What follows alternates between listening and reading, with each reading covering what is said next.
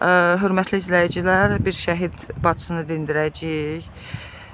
Özünüzü təqdim edin, zəhmət olmasa. Mən Allah verdiyi sevinç, Allah verdiyi Arifin bacısıyam.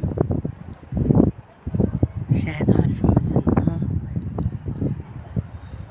Nə deyə bilərsiniz keçməkeşli günlərdə necə bir insan olub, könlünü gedib Qarabağa, onun haqqında biraz zəhmət olmasa, onun haqqında danışardınız.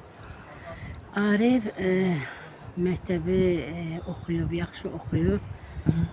Qutaranda Arif bədən tərbiyə institutuna verdi. Sumqayıt şəhərində doğulub, qoyun da deyim, vurğuluyum. Arif Sumqayıt şəhəridir, əslən İmişdidəndir. Arif həm rəssam idi, həm dərzi idi, həm idmançı idi, həm qarmon çalırdı.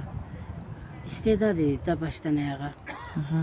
Mənim qardaşım hərbi bədən tərbiyə institutuna verdi və yarımçıq qoydu.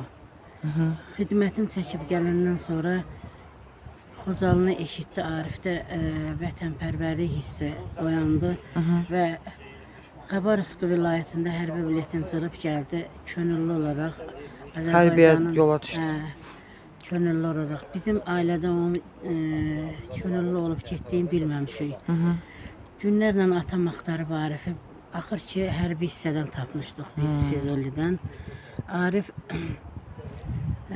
evdən gedəndə bir bacıma demişdi ki, atama, anama deməyim, mən gedirəm Qarabağa, vətənimi qorumağa. Mən gedməsəm, o gedməsə kim gedməlidir? Arifi qeyrət anadan da üstün bildi, vətən bacıdan da, atadan da, qardaşdan da el-obanı seçdi.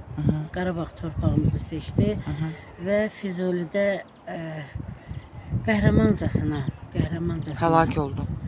Şəhidlik zirvəsinə yüksəldi. Necə yüksəldiyini də qoy desəm, deyirsiniz ki, doğrudan da əsl Azərbaycan qəhrəmanıdır. Arif mühasirəyə düşür, döyüşür.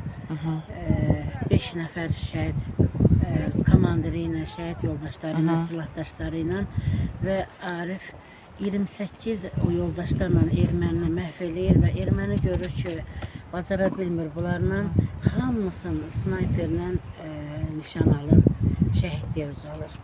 Və onların nəşlərin ermənilər əsir götürür. Əsir götürür, aparır, dəfn eləyirlər.